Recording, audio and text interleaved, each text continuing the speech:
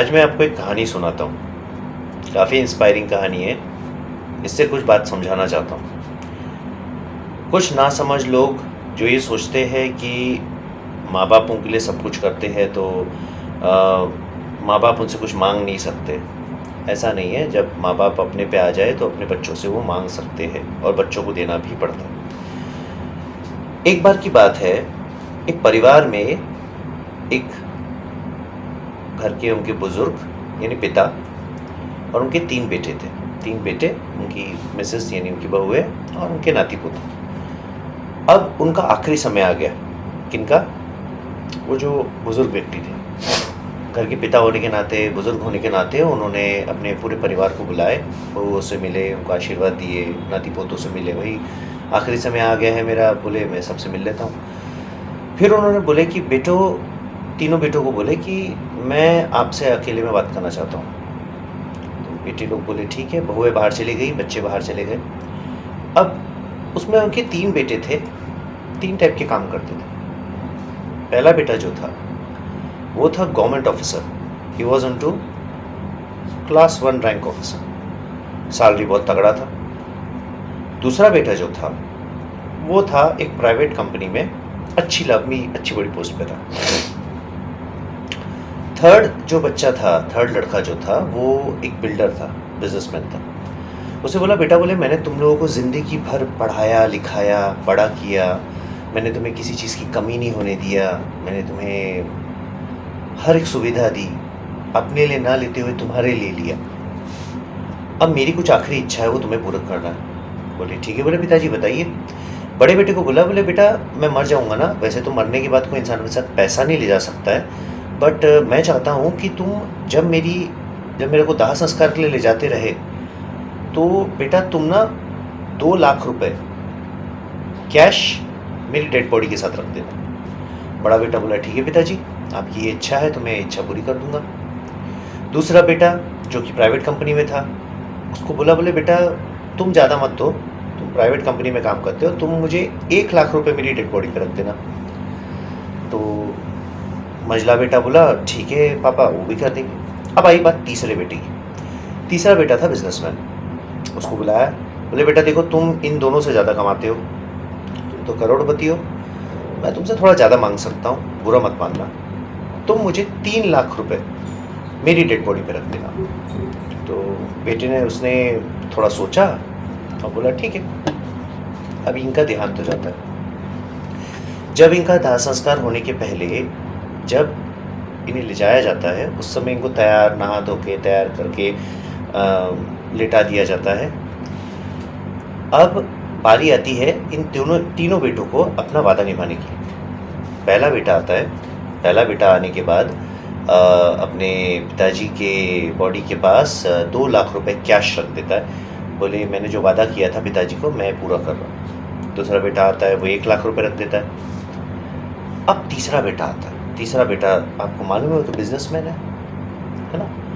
वो क्या करता है, अपने कोट में से पेन और चेकबुक निकालता है। उसमें वो अमाउंट कोट करता है 6 लाख रुपए। कितना किया उसने अमाउंट कोट? 6 लाख रुपए। बल्कि उसके पिताजी ने तो उसे 3 ही लाख रुपए मांगा था। तो बेटा तुम 3 लाख दे सकते हो, एक ने 2 दिया, एक ने 1 दिया, तुम 3 दो। उसे 6 लाख रुपए। और उसने क्या करा, वो चेक को अपने पिताजी के गले के पास या पैर के पास जहाँ पे भी रखना चाहे उसे रखा और उसने 3 लाख रुपए कैश उठा लिया। अपने भाइयों को उसने बोला कि मैं 6 लाख का कर दिया हूँ, बोले ये मैं रख लेता हूँ। उसके दोनों भाइयों की बात समझ में नहीं आई। दाह संस्कार हो गया। दाह संस्कार होने के बाद घर सब लोग वापस आए। तब सब लोगों को ये बात समझ में आई कि इसने अपने बाप को बेवकूफ़ बनाया लास्ट में। इस कहानी से क्या शिक्षा मिलती है? बेटा आपको ना माँ बाप खाना खिलाते हैं। बहुत सारे लोग हैं, मैं सभी की बात कर रहा हूँ। मैं 1980s से जो पैदा हुए हैं, उसके पहले जो थे वो तो अब नहीं रहे, पर 1980s से जो पैदा हुए, जो मेरा डेट ऑफ बर्थ है 1981, मैं इस समय के लोगों की बात कर रहा हूँ और आज के बच्चों के लिए ये एग्जाम्पल है। हमारे माँ बाप ने ना हमको बहुत तकलीफ़ों में बड़ा किया। मैं मेरे ही पिता की बात नहीं करूँगा, मैं सभी पिताओं की बात करूँगा, पर मैं फ़िलहाल के लिए अपने पिता का एग्जाम्पल दूँगा। मैंने मेरे पिता को देखा है। अपने लिए जूता ना लेते हुए मेरे का स्कूल का जूता फट जाता था तो वो दिलाते थे। मेरे को किसी चीज़ की, कोई भी चीज़ की कमी उन्होंने होने नहीं दी। बहुत कम सैलरी थी मेरे पिताजी की, गवर्नमेंट सर्वेंट थे, पर मम्मी एक बेहतरीन घर चलाती थी। पिताजी जो थे वो थोड़ा बहुत पैसा बचाते थे, एफडी करते थे, नेशनल सेविंग सर्टिफिकेट, उस समय एनएससी चलता था, किसान विकास पत्र होता था, पोस्ट ऑफिस में करते थे, मेरे लिए ही करते थे। हमारी कोई पारिवारिक स्थिति, सिंपल सी बात बताओ, हम लोग कोई करोड़पति नहीं थे। हमारे पिताजी गवर्नमेंट सर्वेंट थे, तो गवर्नमेंट सर्वेंट होने के नाते उन पर जिम्मेदारियाँ भी बहुत थी। परिवार में उनको दादी को भी देखना पड़ता था। हमारी दादी उस समय ज़िंदा थी, दादाजी तो गुजर चुके थे। मैंने मेरे पिताजी को स्ट्रगल करते हुए देखा। ये जो मैंने कहानी सुनाया ना, इसके पीछे रीज़न है। ये आज की जनरेशन के लिए, जो आज मेरी उम्र के हैं, 44 ईयर्स के, देखो जो मेरी उम्र के लोग हैं जिनकी इनकम ही कम है, तो अपने माता पिता को वो 2 लाख 3 लाख 6 लाख नहीं दे सकते, वापस नहीं कर सकते।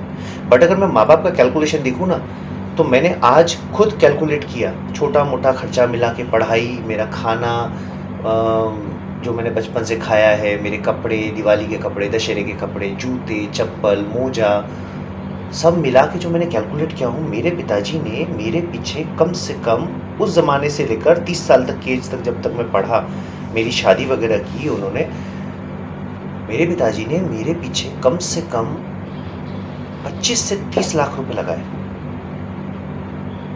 मेरे पिताजी की इनकम उस समय 2500-3000 रुपये सैलरी थी। मैं बात कर रहा हूँ 1990 की। मैं 81 में पैदा हुआ। मैं 90 से थोड़ा होश संभाला तो पिताजी के साथ बैठ के उनकी डायरी मेंटेन करता था, घर का किराने का खर्चा कितना है लिस्ट बनाता था, उनके साथ किराना लेने जाता था। वो मुझे सिखाते थे, यहाँ इलेक्ट्रिक का बिल भरता है बेटा, यहाँ वो होता है। उन्होंने ट्रेनिंग दी मेरे को। आज की डेट में अगर मेरे पिताजी अगर ये ठान ले कि बेटा मेरी एक इच्छा है, मैंने तेरी हर इच्छा पूरी की, अब मेरी इच्छा है कि मेरे अंतिम समय पर तू मुझे, मैंने तेरे पे जितना पैसा खर्चा किया वापस कर दे, तो मेरे जैसा इंसान तो पूरी कोशिश करेगा वापस करने की, क्योंकि मेरे पिता का एहसान है। वो खाना नहीं खिलाया रहता तो मैं आज बड़ा नहीं हुआ रहता। आज मैं आपके सामने बात कर रहा हूँ, पढ़ लिख लिया हूँ, अपना परिवार चला रहा हूँ, सेटल्ड हूँ। ये क्यों हूँ? वो एहसान है। देखो लोग जो बोलते हैं ना, कभी कभी बच्चे आज के बोलते हैं माँ बाप ने हमारे लिए किया क्या। अरे पगलो, अगर वो होते नहीं ना तो तुम इस दुनिया में नहीं होते। तुम ये बोलने के लिए नहीं होते कि उन्होंने तुम्हारे लिए क्या किया। अपने माँ बाप की इज्जत करो, क्योंकि अगर जिस दिन माँ बाप अपने पे आ गए और आपसे पूरा हिसाब किताब ले लिए ना, कि हैसियत नहीं है उनको देने की। वैसे कोई माँ बाप अपने बच्चे से पैसा नहीं मांगते। हर माँ बाप बोलते अरे अपना बच्चा है, अपने बच्चे से थोड़ी पैसा मांगेंगे। जैसे मेरा बेटा है, मेरे बेटे से मैं थोड़ी पैसा मांगूंगा।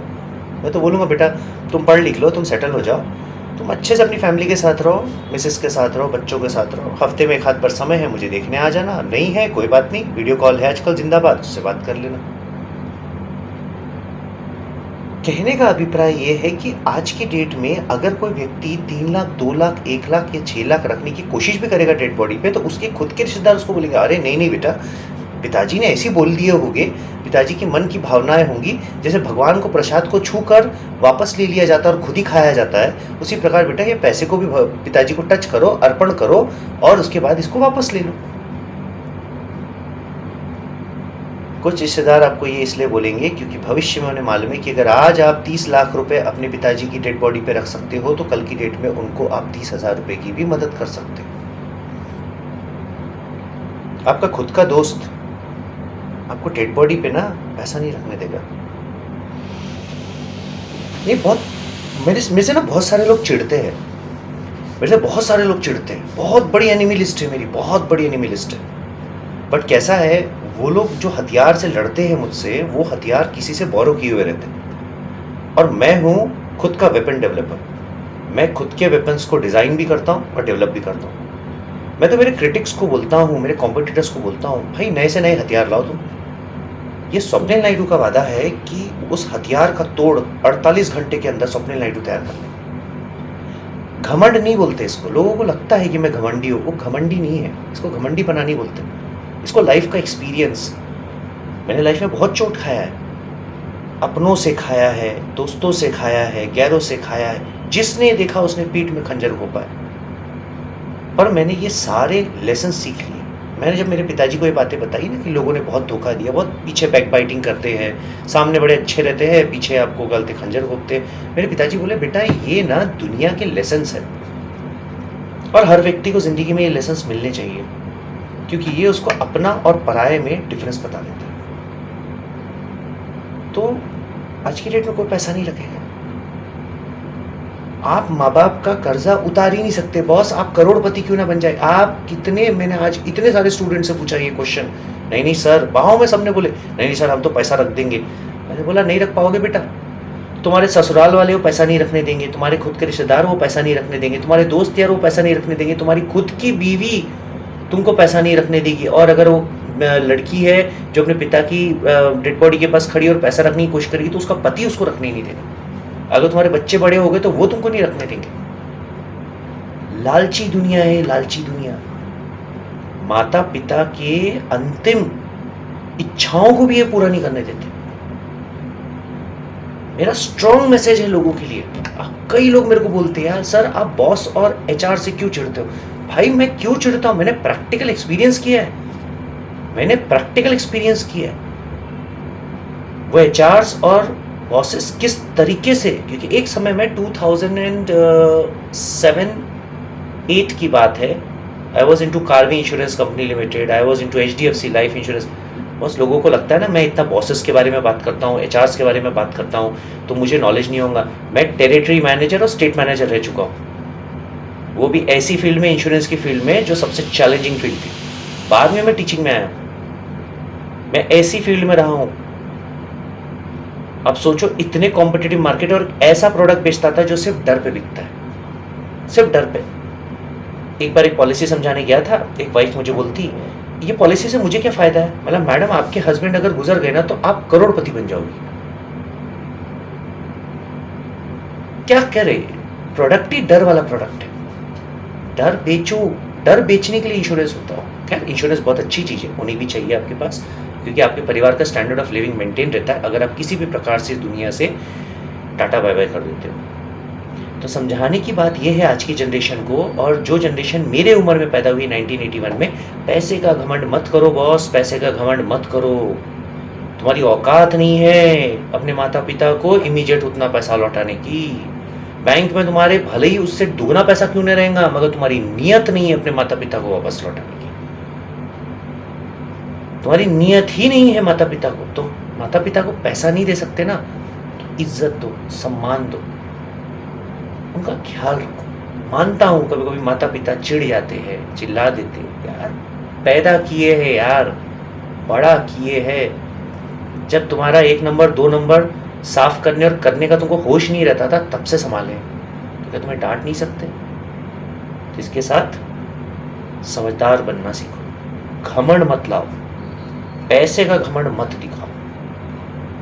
और मेरे क्रिटिक्स को मैं क्लियरली बोलता हूँ, अगर तुम में दम है ना तो तुम मुझे फ़ोन लगाओ बस, मैं चैलेंज करता हूँ, एक ना ग्राउंड बुक करो, बड़ा सा ग्राउंड बुक करो, पैसा भी मैं ही देता तुमको, चेयर टेबल सब के लिए देता, माइक वाइक सब के लिए देता, लगाओ साले को वहाँ डॉल्बी एटमॉस साउंड सिस्टम लेकर लो, तुम पूरी पब्लिक को वहाँ बैठाओ, एक से एक धुरंधर को बैठाओ। मैं मेरे माता पिता के आशीर्वाद से और मेरे गुरुओं के आशीष से चैलेंज करता हूँ, तुम्हारे एक एक बंदे को रुला के वापस भेजूंगा। मैं बहुत स्पष्ट बोलने वाला व्यक्ति हूँ, मैं किसी भी पॉलिटिकल पार्टी को नहीं छोड़ता, किसी भी बंदे को नहीं छोड़ता, क्योंकि मेरा मानना है एक टीचर को निष्पक्ष होकर साफ सुथरे व्यवहार में सत्य बोलना चाहिए, और सत्य हमेशा कड़वा और मिर्चीला यानी तीखा होता है, और उसको एक प्रत्येक व्यक्ति को अपने पश्चाताप के पानी से अपनी तकलीफ को बुझाना पड़ता है। तो लोगों को जब मैं कड़वा और तीखा देता हूँ, जब परोसता हूँ, तो लोगों के पास पश्चाताप का पानी ही नहीं होता है, उस कारण वो मेरे से चिढ़ते हैं। खैर मुझे कोई फर्क नहीं पड़ता। देखिए इस दुनिया में ना आपको सब प्यार नहीं करेंगे, जिसको आपसे नफरत करनी है ना, आप कितना भी अच्छा काम कर लो बॉस, आप गंगा मैया के साथ सेल्फी खिंचवा लो, आप विष्णु जी के साथ पार्टी मना लो, या आप शिव जी के साथ कैलाश पर्वत पे जाके घर बसा लो, वो आपको बुरा ही बोलेंगे। तो ऐसों की ना चिंता ही नहीं करना, सोचने दो उनको, उनके सर्टिफिकेट की आपको ज़रूरत नहीं है। आप जैसे हो, आप वैसे हो, और आपको जो संस्कार दिए गए हैं निष्पक्ष बोलने के, साफ बोलने के, वो आपके माता पिता के द्वारा दिए गए।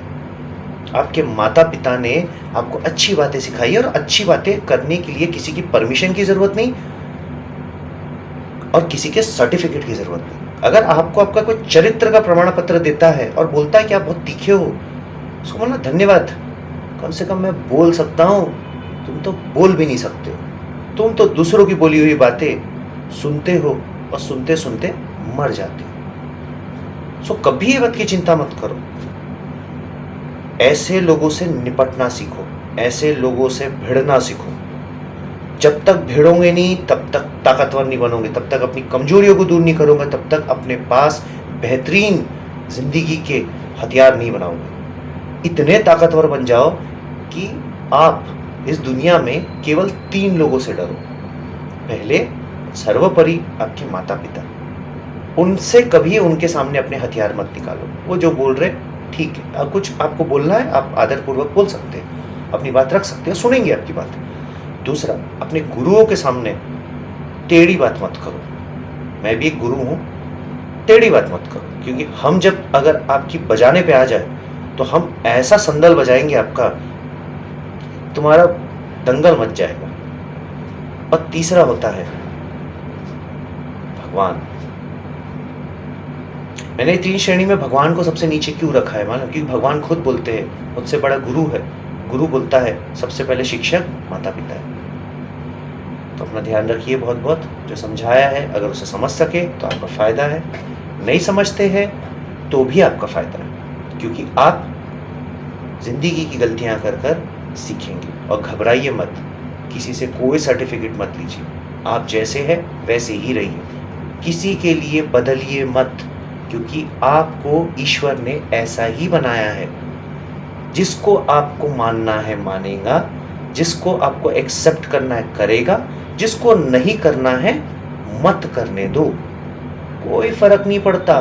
दुनिया की 600 करोड़ पॉपुलेशन है, गिने चुने मेरे रिश्तेदार 150-200 है, दोस्त यार मेरे सिर्फ 3 हैं। मुझे फर्क नहीं पड़ता बाकी 505 करोड़ 595 करोड़ मेरे बारे में क्या सोचते हैं, कोई फर्क नहीं पड़ता। ध्यान रखिए अपना, माता पिता की सेवा कीजिए। जो समझाया है अगर आपको मेरा समझाना सार्थक लगता है तो उसे अपनी ज़िंदगी में इम्प्लीमेंट कीजिए, और अगर आपको सार्थक नहीं लगता है तो आप जैसा चाहे वैसा कर सकते हैं। कोई बाध्य नहीं है कि आप मेरी बात को सुने, मगर सुनते हैं तो शायद आपके जीवन में आप बहुत सारी परेशानियां मेरे कहने से और समझाने से शायद सुलझा सकें। धन्यवाद।